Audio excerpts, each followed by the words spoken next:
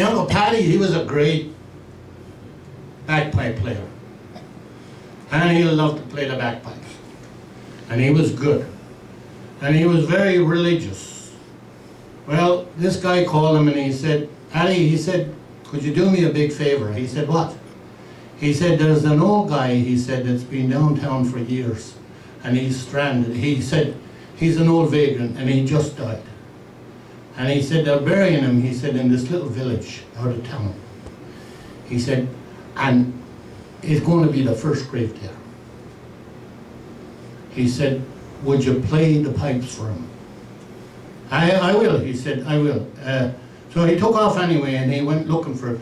But a dumb Irishman, he never asked for directions. So he's about an hour and a half late when he comes in, and there's nothing there, only the guys with the crane and the wrench and the big hole in the ground, and the hearse is gone, people are gone.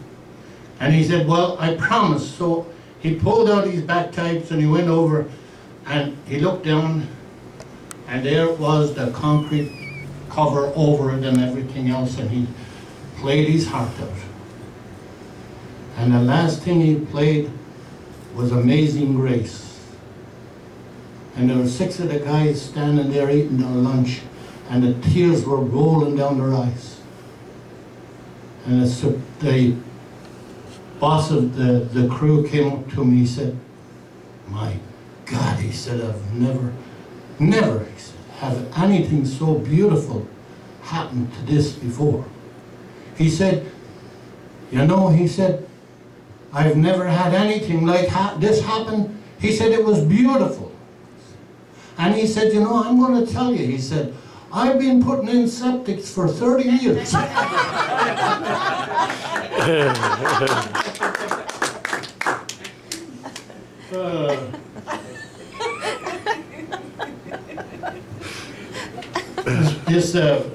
This priest, you might have guessed by now, I'm Catholic. All my kids are something else. Old habits die hard. Anyway, this priest went out golfing, and he went into the clubhouse and he said to the pro, he said, is there anyone here? He said, that golfs. I'd like to have someone golf with me. And the pro said, he said, there's a guy over there, he said. He's a good golfer and he likes to play competition and stuff. So the fellow went over and he said to him, would you like to play a round of golf, 18 holes? He said, yeah. He said, I will, father. He said, are you good? Father said, I'm not too bad. And he said, well, okay. He said, let's make it interesting. He said, should we have a dime a hole? Father, or should we play for something a hole? And father said, yeah. He said, let's make it a dime a hole. So father won the first 2 holes. And a young man said to him, by God, Father, you're better than I thought. He said, you're really good, he said. He said, I wouldn't, well, he said, I wouldn't be surprised if you wanted to up the ante a little bit. He said, you know, like $1 a hole. And Father said, well, let's do it. So the guy won the next 16 holes. Father said, well, he said, you know, priests are poor. They don't have any money. He said, so I don't have the cash to pay you, he said, the $16. But he said, can I write you a check? And he said, that'll be all right, fine, Father. He said, that'll be great. So Father's writing out the check and he sees on the top of the check, St. Mary's Parish.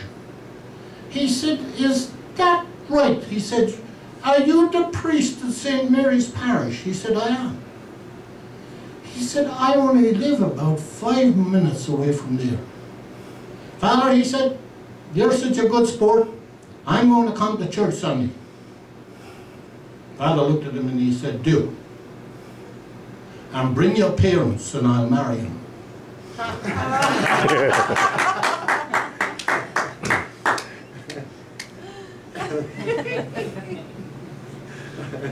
And the big Texan sitting in the bar having a drink.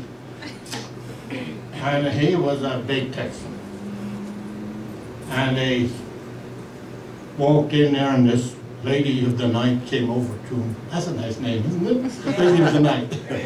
And she looked at him and she said, "Hey, boy, you're big." He said, "Yep, 7'6", man." Oh, jeez. "Wow," she said, "that is big." And he said, "And that hat you got, 10-gallon hat, man," he said. He's sitting on a stool like this there. So she said, "Wow." And then she looked down and she said, "Wow, look at your shoes. My gosh," she said, "they must be at least 18 double wide." He said, "Yes, ma'am." So she said, "Cool. Big Texan like that," she said, "you must have a big one."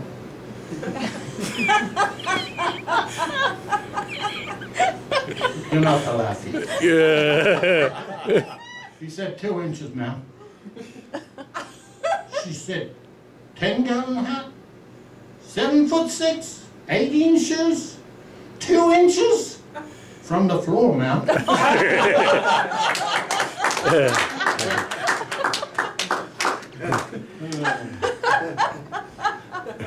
Guy used to go home every night and on his falling in drunk, fall around the house, and the wife got fed up with it, and she went to the parish priest and she told him.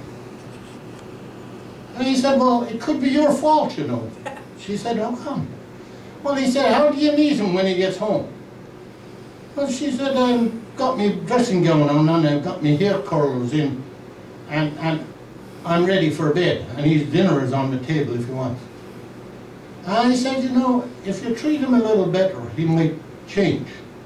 "What can I do?" She said, "Well," he said, "get a nice dressing gown, get your hair done, put some makeup on, have his dinner on the table for him ready." Paddy came home that night and he fell in the front door, laying on the floor, and he looked up at her.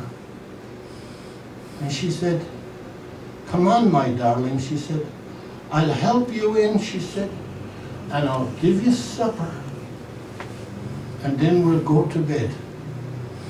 Looked up there, he said, "I might as well, because when I get home, I'll get hell anyway."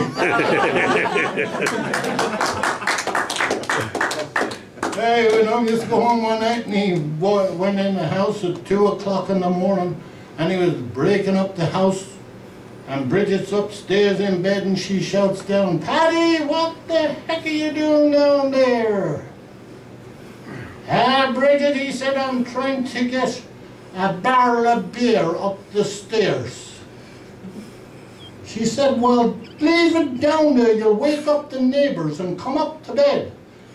He said, "I can't." She said, "Why not?" He said, "I drank it."